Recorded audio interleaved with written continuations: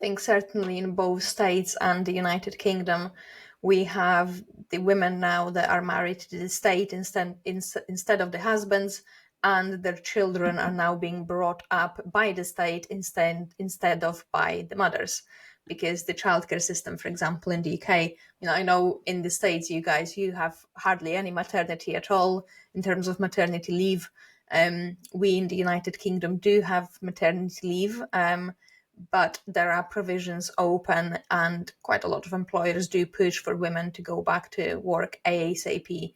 And certainly any incentives by the government are all about returning women to work quicker. So it's not about keeping them at home if they want to stay at home, which a lot of them do.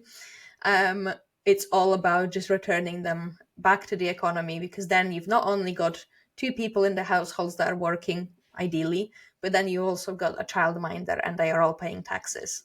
Yes. Whilst, No, whilst no. I if mean, the woman would be staying home, right, then that takes quite a lot out of the taxation right, right. pot. Your two thoughts. So one, I mean, this was the point that J.D. Vance made throughout his campaign, was that the United States right now, the whole point is to try to push women into the workplace, when mothers into the workplace, when perhaps they don't want to be there. And the data show that actually a lot of them do not. Most of them would rather work part-time while they are raising young, not full-time. But this is just a huge divide between the parties, because the Democratic Party absolutely does want to push mothers back into the workforce full-time as quickly as possible. In fact, there's a Biden policy paper that said exactly this. So, I mean, we talked a little bit about demographic decline, but the Biden White House, after a census report that showed the United States without immigration, the population was declining. The White House actually put out a policy paper on how to address that.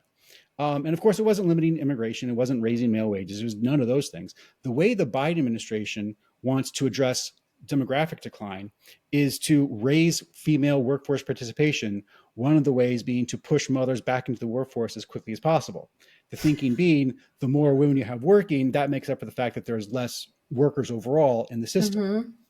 And so literally their solution to demographic decline is to have mothers work more, which of course is the And polar speed opposite. up the demographic decline. Which of course is the polar opposite solution that the Republicans are offering. Right. But that's the ideological battle we're having in the United States today, and hopefully more in the United Kingdom as well soon. Yes, I would definitely hope so. So obviously, I mean, you've got the Republican government taking office very soon.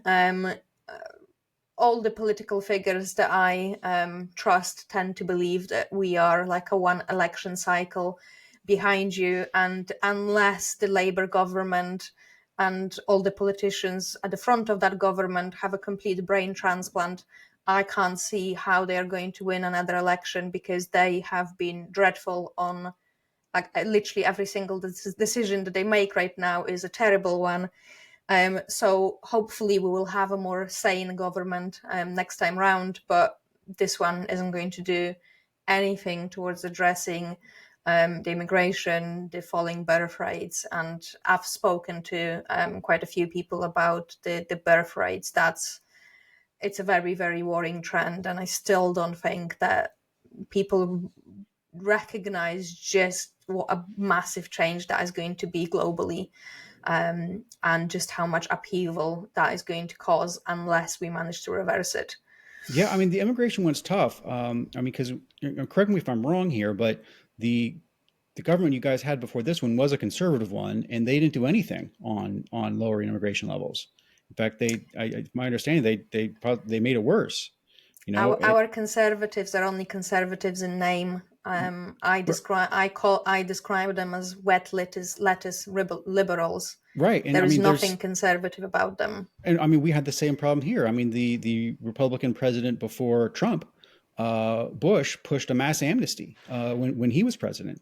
So, finding conservatives that are willing to actually enforce the immigration laws is tough.